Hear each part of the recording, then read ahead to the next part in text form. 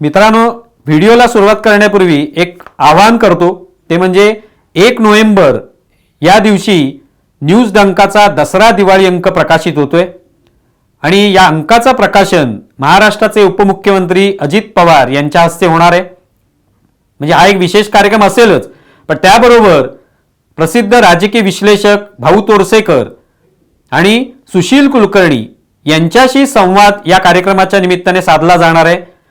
News डंकाचे मुख्य संपादक दिनेश कांजिया संवाद साधणार आहेत आणि त्याचबरोबर तिथे उपस्थित असलेल्या आपल्या सगळ्या वाचकांना, प्रेक्षकांना, या दोन्ही मान्यवरांना प्रश्न विचारण्याची संधी मिळणार आहे। हा कार्यक्रम दादरच्या स्वातंत्र्यवीर सावरकर राष्ट्रीय स्मारकात होणार आहे 1 नोव्हेंबरला संध्याकाळी 5:30 वाजता। तेव्हा या कार्यक्रमाचा निश्चित लाभ घ्या। पण त्यासाठी आमच्या व्हिडिओमध्ये जो नंबर दिलेला आहे नोंदणीसाठी, त्या क्रमांकावर आपण कृपया नोंदणी करा, म्हणजे आपण कार्यक्रमामध्ये निश्चितपणे येऊ शकता आणि या कार्यक्रमाचा आनंद घेऊ शकता। नमस्कार, न्यूज डंकामध्ये मी महेश विचारे आपल्या सगळ्यांचं मनपूर्वक स्वागत करतो। मित्रांनो, एकनाथ शिंदे 40 आमदारांसह उद्धव ठाकरेंचं नेतृत्व झुगारून बाहेर पडल्यानंतर त्यांच्यावर सातत्याने गेले वर्षभर आरोप होताना आपण पाहतोच आहोत। फडणवीसांवरही आरोप होत असतात, कारण त्यांनी हे सगळं घडवून आणलं असा त्यांच्यावर आरोप होतो। त्यामुळे रोजच्या रोज वेगवेगळी प्रकरणं घेऊन, वेगवेगळे मुद्दे घेऊन कसे हे सरकार जे आहे ते कसं घोटाळेबाज आहे हे सांगण्याचा प्रयत्न होतो। म्हणजे विरोधकांचं एक कामच असतं, पण रोज हे आरोप नुसते केले जातात। प्रत्यक्षामध्ये त्या संदर्भात काही तक्रारी केल्या जात आहेत का, खरोखरच काही कागदपत्र सादर होत आहेत का, असं काही दिसत नाही। आता या दोन नेत्यांसोबत म्हणजे एकनाथ शिंदे, देवेंद्र फडणवीस यांच्यासोबत आता अजित पवार सुद्धा जोडले गेलेले आहेत। त्यांनी राष्ट्रवादीतून शरद पवारांचं नेतृत्व झुगारलं आणि ते वेगळे झाले। ते सुद्धा 40 आमदारांसह या सत्तेमध्ये सहभागी झालेले आहेत आणि हे आता अर्थातच विरोधकांना पचनी पडलेलं नाही, कारण आधीच एकनाथ शिंदेंमुळे सरकार पडलं, त्यात आता राष्ट्रवादीतलाही मोठा गट निघून गेल्यामुळे आता या ठिकाणी मोठा खड्डा तयार झालेला आहे महाविकास आघाडीत आणि त्यामुळे आता अजित पवार सुद्धा त्यांचं लक्ष ठरलेले आहे आणि त्यांना एक नामी संधी या निमित्ताने चालून आली, ती म्हणजे माजी पोलीस आयुक्त मीरा बोरवणकर यांचं एक पुस्तक प्रकाशित झालं, मॅडम कमिशनर या नावाने, आणि त्याच्यामध्ये त्यांनी आपल्या एकूण कारकिर्दीचा आढावा घेतलेला आहे। आपण कशा काही केसेस हँडल केल्या, कसं महिलांचं शोषण असेल, मुलींचं शोषण असेल, त्या संदर्भातल्या कशा केसेस हँडल केल्या, कसा त्यांना न्याय मिळवून दिला आणि इतर सुद्धा वेगवेगळी प्रकरणं जी आहेत ती त्यांनी त्याच्यामध्ये समाविष्ट केलेली आहेत आणि त्याच्यात जवळपास 38 वेगवेगळे असे भाग आहेत ज्याच्यामध्ये वेगवेगळ्या मुद्द्यांवर त्यांनी लिहिलेलं आहे। त्याच्यातल्या 31व्या चॅप्टरमध्ये हा अजित पवारांचा मुद्दा जो आहे तो त्याच्यात येतो आणि तो मुद्दा घेऊन दिवसभर, रविवारच्या दिवशी दिवसभर हे प्रकरण चालवलं गेलं की अजित पवारांनी पोलिसांच्या अखत्यारीत असलेली किंवा पोलिसांसाठी कुठेतरी ठेवण्यात आलेली अशी जमीन, तिचा लिलाव केला आणि त्याचा उल्लेख मीरा बोरवणकरांनी केलेला आहे। आणि मग अजित पवार हे कसे होते, कशा पद्धतीने हे सगळं त्यांनी केलं मीरा बोरवणकरांच्या काळामध्ये, त्या पोलीस आयुक्त असताना पुण्यामध्ये, हे त्याच्यामध्ये सांगण्यात आलं। म्हणजे अर्थात रोख हाच होता, प्रयत्न हाच होता की अजित पवारांवर कसा चिखलफेक करता येईल आणि त्यांना कसं एक प्रकारे आरोपीच्या पिंजऱ्यामध्ये उभं करता येऊ शकेल, हा प्रयत्न त्याच्यामध्ये होता। अर्थात अजित पवारांनी त्याबद्दल काही रिॲक्शन किंवा प्रतिक्रिया तात्काळ दिली नाही, पण हे प्रकरण पूर्ण दिवसभर चालवलं गेलं की अजित पवारांवर कसा मीरा बोरवणकरांनी आरोप केलाय, अजित पवारांचं कसं बिंग फुटलेलं आहे वगैरे वगैरे सांगण्यात आलं। आता प्रत्यक्षामध्ये काय घडलं हे मीरा बोरवणकरांनीच सांगितलं। मग त्यांनी त्यासाठी खास पत्रकार परिषद घेतली आणि त्याच्यात पहिल्यांदा आपलं पुस्तक नेमकं कशावर आहे, कोणते कोणते विषय आपण त्याच्यामध्ये घेतलेले आहेत, आपल्या कार्यकाळामध्ये काय काय घडलं होतं, आपण त्यांचा सामना कसा केला वगैरे हे थोडक्यात त्यांनी सांगितलं।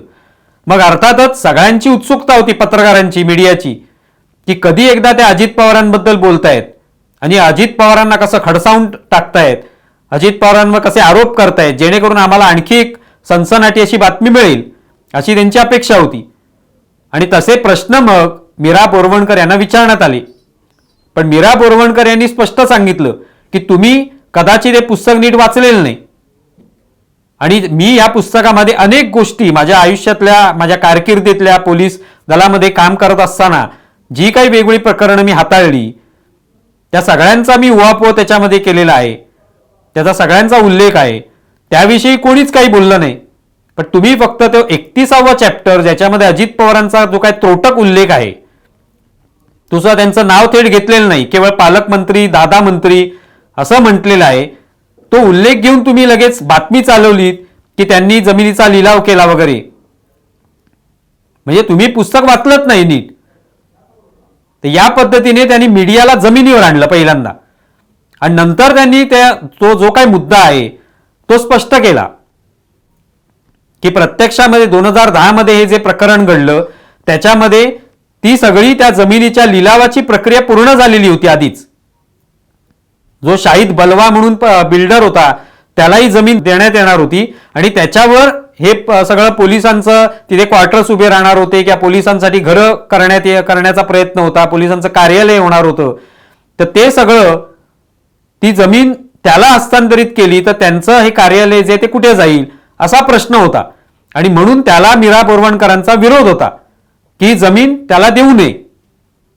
पण ती प्रक्रिया पूर्ण झालेली होती जमीन देण्याची, आणि त्यावेळेला अजित पवारांनी त्यांना बोलावून घेतलं आणि त्यांना सांगितलं की तुम्ही हे हस्तांतरण करून टाका, प्रक्रिया पूर्ण झालेली आहे, एवढाच फक्त त्याच्यामध्ये उल्लेख होता.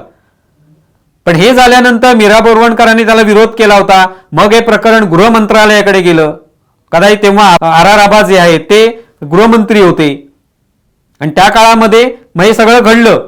त्यांच्यासमोर हे प्रकरण आल्यावर बाबा पोलिसांचा याला विरोध आहे, ही जागा बिल्डरला दिली जाऊ नये, तिथे पोलिसांसाठीच कार्यालय घरं उभी राहावीत असा विचार पुढे येतोय. म्हणून मग तो शेवटी निकाल जो आहे तो रद्दच करण्यात आला. म्हणजे ती जमीन बिल्डरला देण्याचा निर्णय जो घेण्यात आला होता तो रद्द करण्यात आला.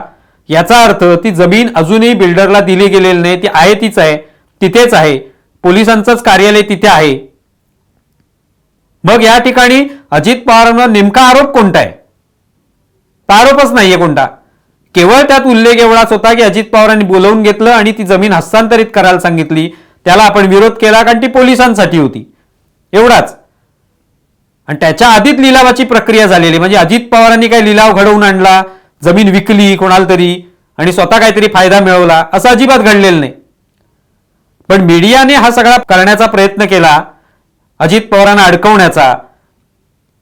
आणि त्याच्या मागे मग एक प्रश्न असाही त्यांना बोरवणकरांना विचारला की आपण हे सगळं लिहिलं किंवा आपण हे सगळं आरोप करताय अजित पवारांवर, त्याच्या मागे कोणी बोलविता धनी आहे का?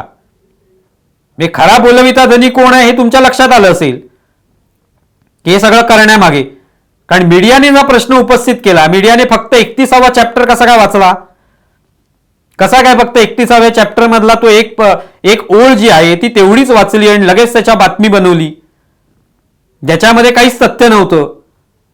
ती जमीन मुळात दिली गेलेली नाही, त्याच्यावर कोणी त्या बिल्डरकडे ती जमीन नाहीये, बिल्डरने तिथे काय स्वतःचा प्रकल्पही उभारलेला नाहीये, जमीन आहे तिथेच आहे. मग नेमका मुद्दा काय होता?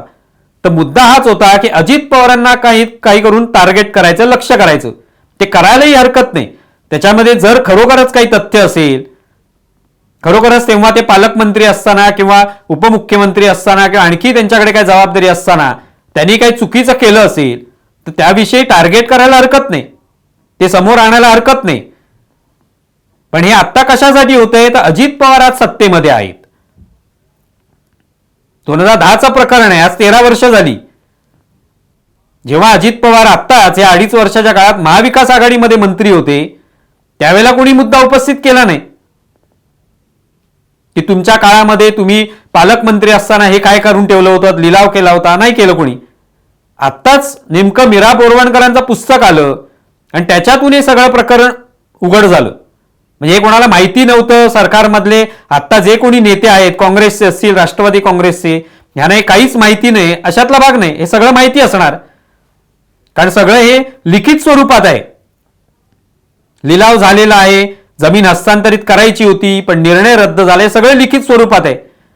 मग तरी कोणाला माहिती नाही का? नाना पटोले आरोप करतात, पण तेव्हा अजित पवार तुमच्याच सरकारमध्ये होते, ते काय तेव्हा फडणवीसांबरोबर नव्हते. तेव्हा आरोप करताना आपल्याबरोबरच सरकारमध्ये अजित पवार होते, आपलंच सरकार होतं आणि आपणच निर्णय घेतला होता, आपलेच गृहमंत्री होते, हे सगळे विसरून गेले. आणि आता अजित पवारांना टार्गेट करायचे, कारण ते सत्तेत गेलेत. शरद पवारांच्या पक्षाचं वाटोळं झालं, त्यामुळे तिकडे उद्धव ठाकरेंच्या पक्षाचं वाटोळं झालेलं आहे. मग आता काय करायचं, त्यांना लक्ष करायचे. लक्ष करा, आरोप खरे असतील, त्याच्यामध्ये खरोखरच काही पुरावे असतील तर ते दाखवा लोकांना.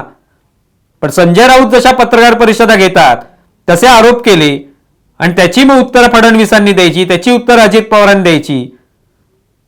ही जी काय परंपरा सुरू झाली आहे त्याच परंपरेतला हा भाग होता की आता बोरवणकरांना आपण त्यांच्या खांद्यावर बंदूक ठेवू आणि अजित पवारांना निशाणा साधू. पण बोरवणकरांनी ती बंदूक खेचली आणि पुन्हा ज्यांनी खांद्यावर ठेवण्याचा प्रयत्न केला त्यांच्यावर नेम धरला आणि त्यांना सांगितलं की पुस्तक तरी नीट वाचत जा, नीट माहिती घ्या आणि मग आरोप करा. तर याच्यातून दिसून येतं की एक तर मीडियाने अशा पद्धतीने जे काही गेल्या काही वर्षांपासून म्हणा अशा पद्धतीनेच कोणी पत्रकार परिषद घेतली, आरोप केले नुसते, तर ते लगेच आरोप म्हणजे एकदम अंतिम सत्य आहे हे मानायचं. त्याच्यामध्ये खरोखरच तथ्य आहे की नाही, खरोखरच त्यामध्ये काय लिहिलेलं आहे, त्याचा संदर्भ काय, मागचा पुढचा काहीतरी बघावा, नीट विचारणा करावी आणि मग आपण त्याची माहिती द्यावी. हे सगळं संपूनच गेलेलं आहे. आरोप करा, आम्ही जाऊन ते दाखवतो, मग दुसऱ्याने काय त्याच्या आरोपाचं प्रत्युत्तर द्यावं की न द्यावा त्याचा प्रश्न आहे. त्या स्वतः बोरवणकर म्हणाल्या की सनसनाटी निर्माण करण्यासाठी हे सगळं अजित पवारांनी कसा लिलाव केला हे सांगण्यात आलं. म्हणजे त्यांनी एक प्रकारे मीडियाची पोलखोलच केली. मग हा एक जे काय 38 चॅप्टर त्याच्यामध्ये त्यातला हा एक चॅप्टर त्यांचा येऊ शकेल पुढच्या आवृत्तीमध्ये, असंच म्हणता येऊ शकतं. तुम्हाला विषय कसा वाटलाय जरूर कळवा. आमचा व्हिडिओ जास्तीत जास्त लाईक करा, शेअर करा आणि आमचे यूट्यूब चॅनल सबस्क्राईब करा. धन्यवाद. न्यूज डंकाच्या सर्व प्रेक्षकांना सादर नमस्कार. 1 नोव्हेंबर 2023 ही तारीख चुकवू नका, कारण या दिवशी येतोय न्यूज डंकाचा दसरा दिवाळी विशेषांक.